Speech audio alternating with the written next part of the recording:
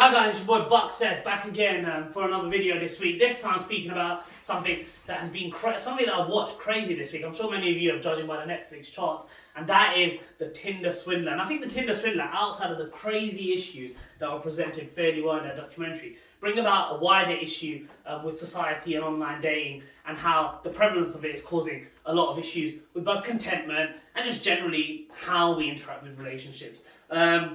Look, online dating, Hinge, Muzzmatch, Tinder, all these systems, for me at least, it's really odd. It's like dentists or mechanics, right? They thrive, they make money when things go wrong, right?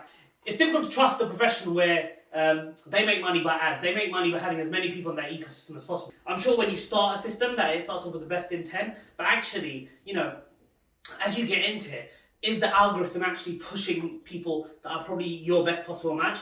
With machine learning, all these things, I'm sure, they seem to know exactly what I want on Instagram when I'm looking to buy a product.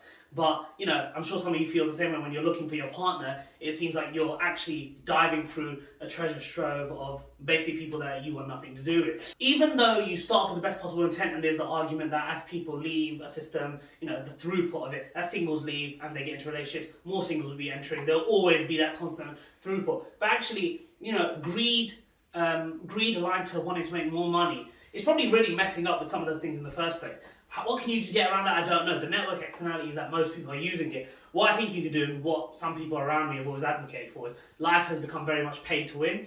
If you want people that are serious, if you want people that are probably going to be matched to how you view a relationship or matched to your intent for the relationship, then you probably got to pay, right? Because paying removes that thing. It signals to you that someone's actually serious about a relationship. They're not into hooking up. They're not into wasting your time. They're not into just kind of satiating their need for validation after a fight with their missus. What these apps are creating now is an illusion of choice. When I say illusion of choice, it's very paradoxical. We live in a time where variety is great, and we've got variety in most things we do in life. Variety in terms of online dating is it's so terrible because it's become a tick box exercise, right? All of these apps are driven by you kind of setting criterion or having a criterion in your head, and that's existed for millennia, right? It's not just now. But I think what's happened is, as you share war stories and as you go through these systems, you kind of basically see what you want and establish what you want. And what you end up wanting becomes more and more after every time. Every horror story gives you another want, another need. And actually, is that want and need necessary? People would make you believe that it is, but is it? I'm not really potentially that sure. We're living now where everything is a red flag. If someone doesn't offer to pay on a first date, it's a red flag. Rightfully or wrongfully, not my business to say.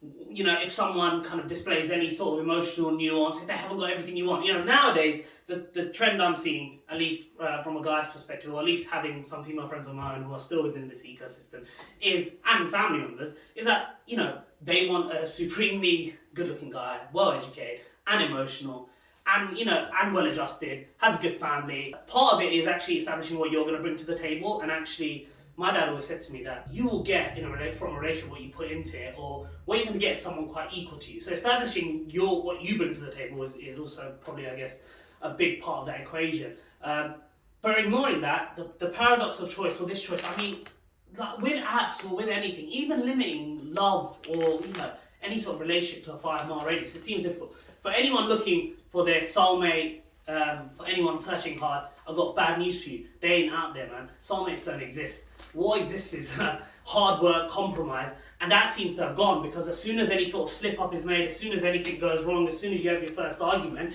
you're just out there because the abundance of choice exists, right? People don't have to put up with shit anymore, right? They don't have to part with any of that because they have choice at their fingertips. They have the power of God, so to speak, not, figuratively, not literally, at their fingertips. And that's a really difficult power for your brain to process, I feel, in terms of knowing what you want. So there's that. And I just, for me, it's pretty crazy how the whole system basically is run by wanting more in excess.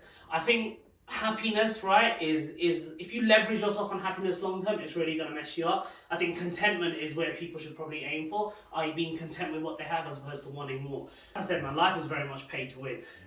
Paying for your network, paying for everything else, paying for good food, paying to stay healthy. It is very much pay to win, so that's a problem with life. But I will say to people is that the reason I say no soulmates exist is because we exist in a world of 7 billion people, right? We exist in a world of 7. The chances are that you find your boy in a Honda Civic down LET, one hand on the wheel. It's just, it's not high, right? You think about yourself, right? You think about your individuality, right? The mathematical odds of you finding someone are very, very low that you get along with, because our circle's too small, right? You've already got people that limit the person they want by height, religion, ethnicity, age, right? You're already taking a big pool of probably really good people out there, and you're lowering it by your own limitations. And then on top of that, people stay within their blocks. People stay in Ilford, they stay in West London, they stay in their little blocks, and that's not conducive. I think the best thing we can do is get out there, join a club, join some activities, go traveling, see the world. The likelihood that you're going to meet the perfect